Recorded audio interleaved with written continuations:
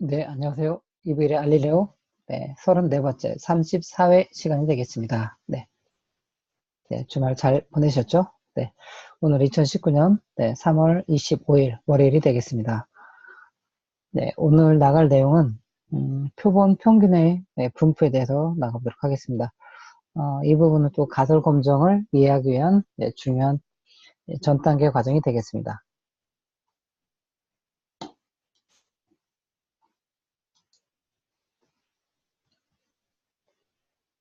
네, 뭐 준비해 놨어야 되는데, 네,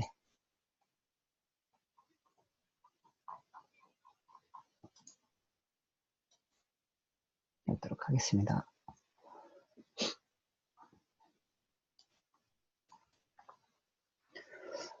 저희가 지난번에 이제 정규 분포에 대해서 얘기했는데요. 네, 이 모집단이 있고요. 자, 이 모집단으로부터 이 모집단을 다 알기가 어려우니까 표본을 뽑죠. 이렇게. 네, 표본을 뽑습니다. 네. 그래서 이번에는 이제 모집단을 이루고 있는 이런 하나하나의 값들을 우리가 아직 모르기 때문에 x라고 놓겠고요. 네. 그러면 예를 들면 이건 x1, x2 이런 식으로 돼서 땡땡땡땡 해서 요 x 대문자 n개까지가 되겠죠. 네. 그러면 저희가 표본을 뽑았다 한다면 여기서 이제 또 값은 또 다르겠지만요. 네, 소문자 n개 이렇게 이루어진 값으로 하겠죠. 그리고 저희는 현재로서는 양적 자료에 관심이 있습니다. 네.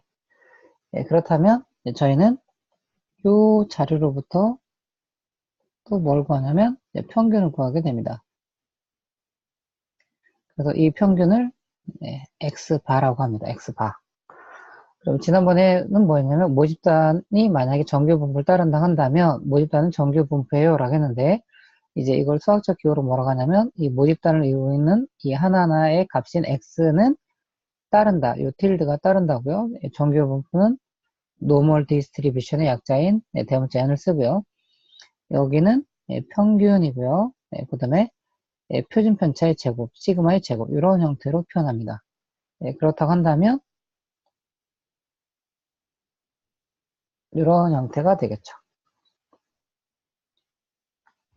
그래서 여기서 본다면 여기가 뮤가 되겠고요. 여기가 시그마가 되겠죠. 이렇게 분포가 됩니다. 그래서 그 모집단 정규 분포일 때에서의 저희가 그 확률을 구하는 과정을 그림으로 해봤고요. 그 다음에 어리라는 프로그램을 통해서도 저희가 해봤습니다. 그렇다면 오늘은 좀 X바의 분포, 즉 표본 평균에 대한 분포를 해보려고 하는데요. 모집단에서 저희가 실질적으로 관찰되는 이 표본은 하나지만 표본으로 뽑힐 수 있는 후보는 하나가 아니라 엄청나게 많이 존재합니다. 그러니까 여기도 n개의 데이터 이루어진 표본, 여기도 n개의 데이터로 이루어진 표본, 땡땡땡 해서 여기도 또 n개로 이루어진 이런 표본들이 뽑힐 후보들이 많습니다. 그래서 이런 후보들이 엄청나게 많이 존재하는데요. 우연히 여기 있는 표본이 관찰된 거죠. 그렇다면 우리는 거기서 이제 가장 중요하게 구하는 것 중에 하나가 이제 평균인데 x바를 구하는데 그럼 이 x바가 과연 얼마나 큰지 작은지는 알 수 없거든요. 그리고 과연 이 표본의 결과가 우리가 믿을 수 있는지 이런 또 얘기를 할 때 이 표본의 평균의 분포가 또 중요하게 되고요. 이것들을 이해하시면 또 이제 가설 검증을 하는 부분이 되거든요. 그래서 이걸 하기 위해서 저희는 데이터를 작은 거로 가지고 한번 해보도록 하겠습니다. 그러면 모집단이 있고요. 모집단은 딱 3개의 데이터로 이루어졌다고 보겠습니다. 그래서 1, 2, 3, 이 3개로 되어 있고요. 이 중에서 저희는 두 개로 이루어진 표본을 뽑고 싶습니다.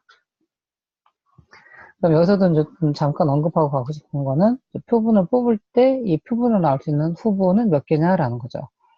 그래서 첫 번째로 저희가 다룰 수 있는 거 뭐냐면 만약에 복원 추출이라는 게 있습니다. 복원 추출. 영어로는 보통 with replacement라고 합니다.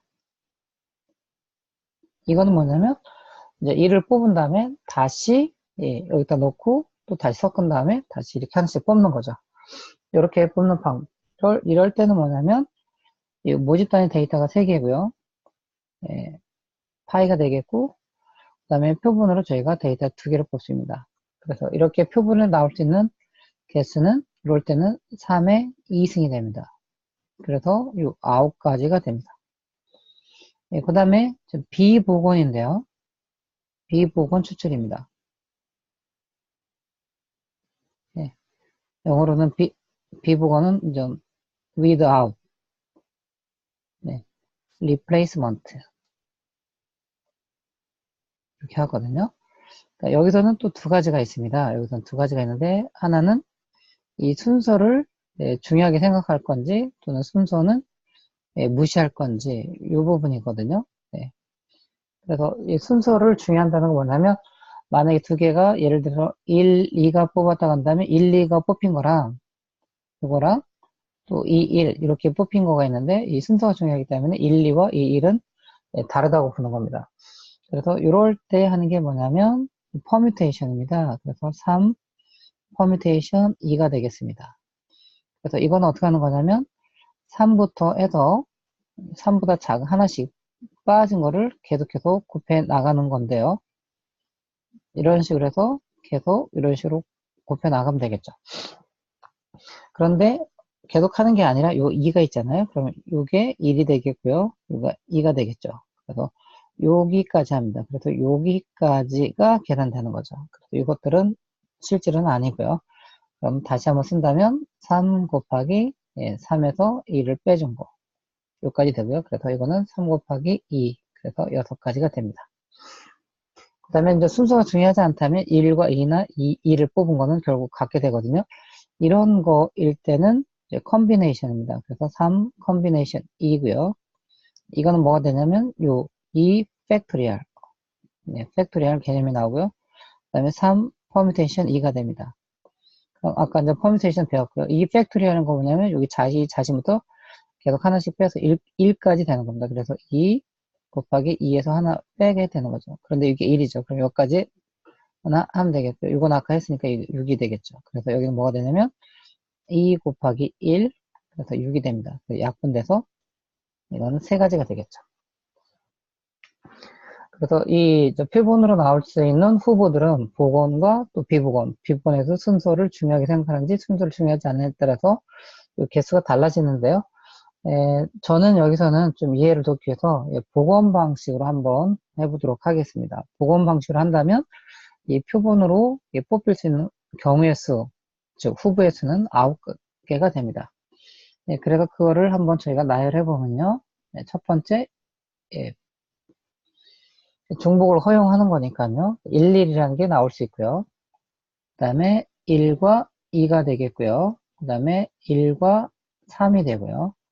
그 다음에 2와 1, 여기서 순서도 또 중요하게 됩니다. 그 다음에 2와 2가 되고요. 그 다음에 2와 3이 되고, 그 다음에 여기는 3과 1, 카마입니다. 3과 2가 되겠고요. 그 다음에 3과 3이 됩니다. 이렇게. 그래서 지금 보시면 저희는 이제 n이 2가 되겠죠. 네. 그래서 모집단은 3개의 데이터를 이루어졌고 이 표본 안에 있는 데이터가 이 2개로 되는 중복을 허용하는 이렇게 뽑는다 한다면 표본으로 뽑을 수 있는 후보는 9개입니다. 그런데 이 9개 중에 누가 나올지는 모르는 거죠. 그리고 만약에 이거로 간다면 실질적으로는 이 9개 중에서 저희가 실질적으로 만나는 건 이 9개 중에 하나죠. 그런데 누가 될지는 모르는 거죠. 그러면 여기에서 우리는 뭘 구할 수 있냐면 이 표본의 데이터의 평균 그게 바로 X바라고 합니다. 그러면 이 X바는 1이 되겠고요. 또 이 표본이 많이 뽑혔다면 여기서의 x바는 1.5가 되고요. 여기서의 x바는 2가 되겠고요. 여기서는 x바가 1.5가 되고요. 여기서의 x바는 2가 되고요. 그 다음에 여기서는 x바가 2.5. 그 다음에 여기서의 x바는 2가 되고요. 그 다음에 여기서의 x바는 또 2.5가 되고요. 여기서의 x바는 3이 됩니다. 그럼 분포를 한다는 거는 데이터 값이 하나가 있을 때 이 분포를 하지 않고 이 데이터가 여러 개 있을 때 그 여러 개의 값들은 과연 어떤 모양이냐라는 거죠. 그래서 과연 이 x바의 분포는 우리가 알 수 있냐라는 거죠. 그래서 그 부분 해보고요. 그 다음에 x바의 분포는 혹시 이 모집단원과 어떤 관련성이 있냐라고 우리가 보는 겁니다. 그러면 이 모집단에 일단 저희가 평균을 구해보면 이 모집단의 평균은 뮤가 되겠죠. 뮤는 어떻게 하는 거냐면 데이터를 다 더하고요. 이 데이터의 개수로 나누고 그렇게도 할 수 있지만 사실은 자유도로 나눈다라고 하는 게 더 이 평균에 대한 확장된 개념이라고 생각됩니다. 이렇게 해주면 이 평균이 2가 되겠죠. 모집단의 평균은 2가 됩니다. 그러면 이 x바 9개를 본다고 한다면 이 9개의 평균을 보겠습니다. 그러면 x바들의 평균을 저희가 구해보는 겁니다. 이제 분포를 알기 위해서는. 그러고 보면 어떻게 하는 거냐면 9분의 이 값들을 다 더하는 거죠. 그래서 1 더하고요. 1.5가 보시면 2개가 존재합니다. 그래서 2로 곱하면 3이 되겠고요. 자, 2는 3개가 존재합니다. 그래서 2 곱하기 3에서 6이 되겠고요. 2.5가 2개입니다. 그래서 2로 곱하면 5가 되겠고요. 3은 하나죠.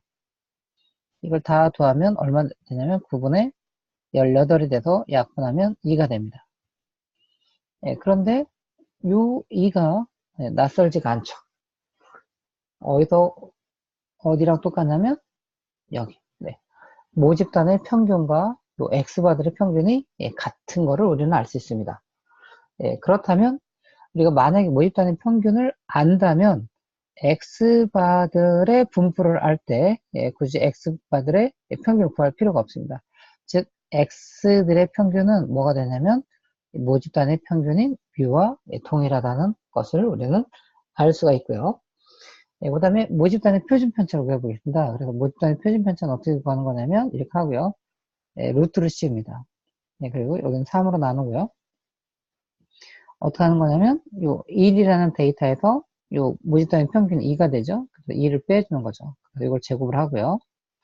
그 다음에 2라는 데이터에서 또 평균 2를 빼준 걸 또 제곱을 하고요. 그 다음에 3이라는 데이터에서 평균 2를 빼준 걸 제곱을 합니다. 그래서 이걸 계산하고 나면 어떻게 되는 거냐면 요 시그마는 루트 3분의 2가 되겠고요. 이런 경우는 이제 각각의 루트를 씌워서 할 수 있거든요. 그래서 뭐가 되냐면 루트 3분의 루트 2가 됩니다. 다시 한번 정리하면 모집단의 평균은 2가 되겠고요. 모집단의 표준 편차는 루트 3분의 루트 2가 되겠습니다. 그럼 이번에는 뭘 구하냐면 요 x바들의 표준 편차를 구해보는 거죠. x바들의 표준 편차를 구해봅니다. 그러면 이거는 어떻게 하는 거냐면 얘도 같은 식으로 해서 전체가 9개고요.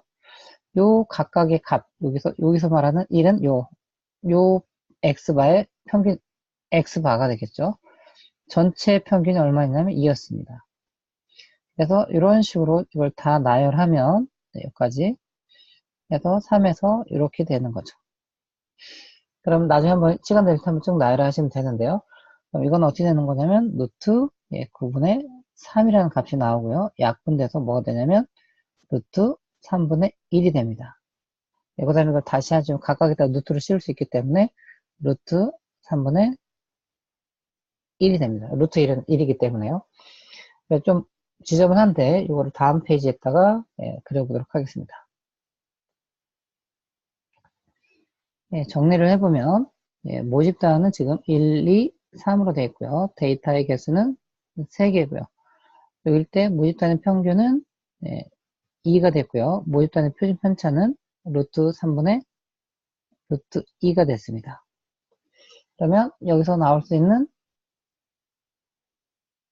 이 표본들은 9개가 존재했었죠. 이렇게 9개. 그래서 여기가 1, 1이고요. 여기가 3, 3이 있죠. 그래서 여기서 x바는 1이고요. 여기서 x바는 3이 됩니다. 그래서 저희는 과연 이 x바들의 분포는 과연 어떤 분포냐 이걸 알아보기 위해서 현재 이 x바들의 평균을 구했더니 이 평균이 뭐였냐면 2가 나왔고요. 즉 이 2는 뭐였냐면 이 모집단의 평균과 똑같았고요. 그 다음에 표준 편차를 구했죠. x바들의 x의 표준 편차가 아니라 x바들의 표준 편차입니다. 그래서 x바들의 표준 편차가 얼마냐면 루트 3분의 1이 나왔습니다. 여기까지 했죠. 그러면 이 x바들의 표준 편차는 과연 모집단의 표준 편차와 관련이 있냐 이걸 해보겠습니다. 그러면 지금 x바들의 표준 편차는 이건데요. 이거를 약간 변경합니다. 그래서 여기다가 똑같은 거를 분자, 분모에다가 곱하는 거죠. 그럼 이거는 결국 약분되면 1이기 때문에 왼쪽과 오른쪽이 똑같죠. 이게 같게 되고요. 그 다음에 여기서 어떻게 하는 거냐면 요거랑 이렇게 곱해서 갈 수 있거든요. 그래서 뭐가 되냐면 루트 3분의 루트 2 곱하기 루트 2분의 1 이런 식으로 할 수가 있죠.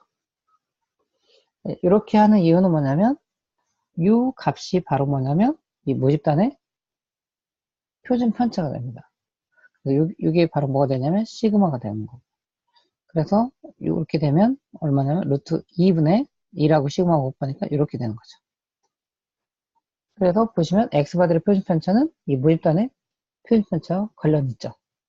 그리고 여기를 보시면 요 2가 뭐냐면 요 2는 표본으로 데이터를 얼마로 뽑을 거냐 이게 됩니다. 그래서 요 최종적으로 정리한다면 루트 n분의 시그마가 되는 겁니다.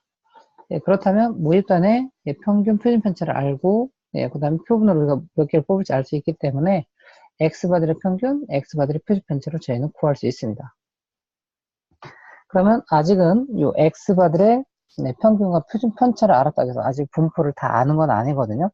그래서 분포는 이제 어떤 모양인지를 저희가 보는 겁니다. 그래서 저희가 요 x축이 중요한데요. 요 x축이 바로 x바가 가지는 값입니다. 그러면 아까 보시면 x바가 가지는 값은 지금 9개가 있었거든요. 그래서 2가 있고요. 그 다음에 다시 1.5가 있고, 그 다음에 x바가 2가 있고, 그 다음에 x바가 2.5가 있고요. 그 다음에 다시 x바가 2가 있고요. x바가 2.5. 그래서 요 9개가 있는데요. 그러면 이 x바를 이제 여기다가 눈금으로 해보면 요 x바가 1인 게 있고요.